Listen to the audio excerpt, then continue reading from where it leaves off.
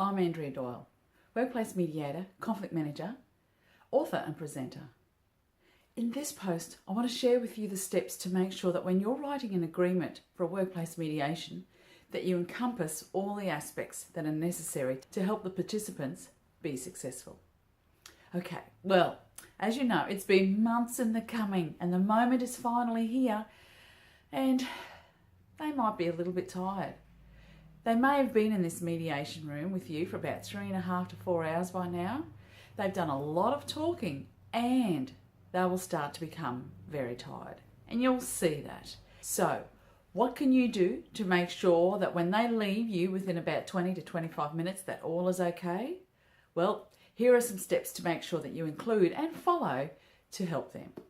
So first of all, let them know what a mediation agreement is and what it isn't.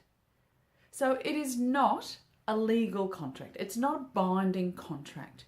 The purpose of a mediation agreement in the workplace is as an opportunity for two people who've been in conflict to work out how they're going to do things differently when they return to their workplace.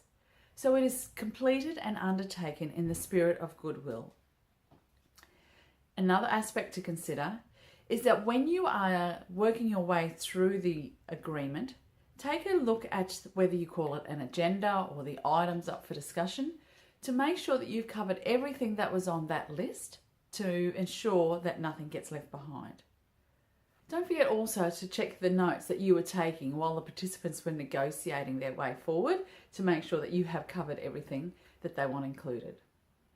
Another aspect is to remind them about a discussion that should have taken place at the beginning part of the mediation as to who will see this agreement. Is it just the participants, or do you have to report something back to HR, or does HR need to see a copy of the agreement? Again, remind them they're tired.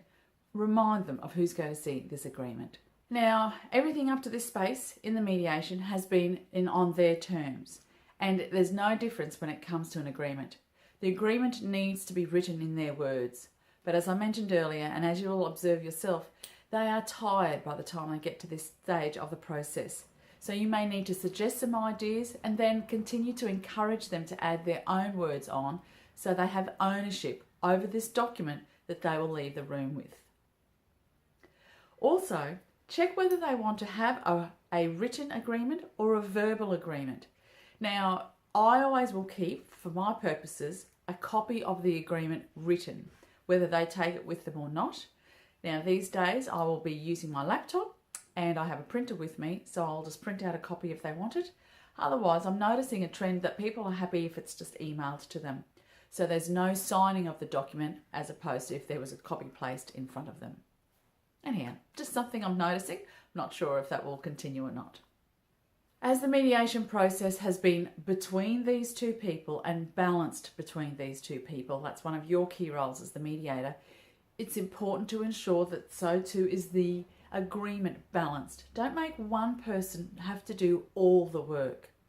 And you can be checking on this when you're writing your agreement, and you should be seeing things like, or you should be writing things like, Peter and Mary agreed that Peter will, and complete that paragraph. Then Mary and Peter agreed that Mary will, and work through that paragraph. So you can see that way that it's balanced and both participants are required to do something to make this work relationship better.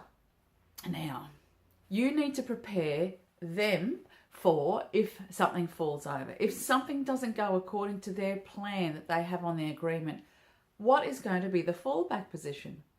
So, for example, if one of the statements reflects about Mary's arrival time at work, what will happen on those days when Mary is unable to get to work? She may be catching public transport, and there may be a stoppage on the public transport. So in that example, how would Mary contact Peter to let him know that she's not going to arrive on time? So all of those fallback positions, yes, they are tired. Yes, they've got to the agreement, but it's really crucial that you complete a fallback position for every point that they agree on. They need to know that if something goes awry, how to address it. Now, allow about 20 minutes for the agreement, and that's getting them started, getting them into the groove of talking and you preparing, whether you're writing or typing. And then they need to read it over before it's finalised to ensure that they're happy with what is written there. So 20 minutes is a good point of time. Ensure both people receive a copy. As I mentioned earlier, they'll either leave with a printed copy or they may receive one through their emails. But I make sure I do that before I actually leave the mediation room. They may have already left, but I'll do it there and then to ensure they've got it. So whenever they check their emails next, they'll have one waiting for them. And when they've done all this hard work, they're exhausted, you're exhausted. Congratulate them. These people 4 hours ago were unable to have a conversation between the two of them that would lead to a positive outcome. With your assistance, they have done that. So congratulate them on how far they have come in this mediation process and congratulate them for achieving these things that they have agreed on. Now, in saying that, there may be some items that they have spoken about but have not yet reached agreement. So I ask the participants in my mediations whether they would like a list and under a heading maybe of items discussed and not yet agreed, and just list the items that they've talked about. Now, the value in this is that it reminds them that they've talked about the items, and including the words not yet lets them know that it's not dead in the water, that there's still opportunity to be able to come to an agreement. It's just that they haven't done that here today.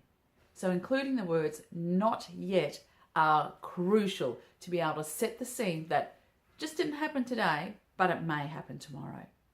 Okay, well, if you're able to follow those steps, then you'll be able to create a valuable, usable mediation agreement.